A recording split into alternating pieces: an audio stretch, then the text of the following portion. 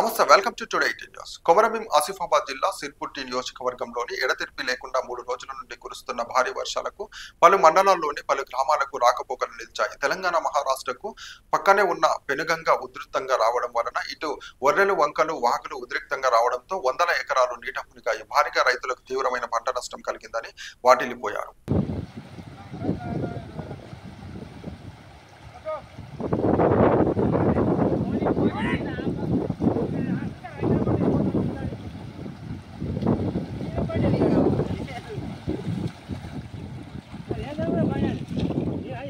అనుకో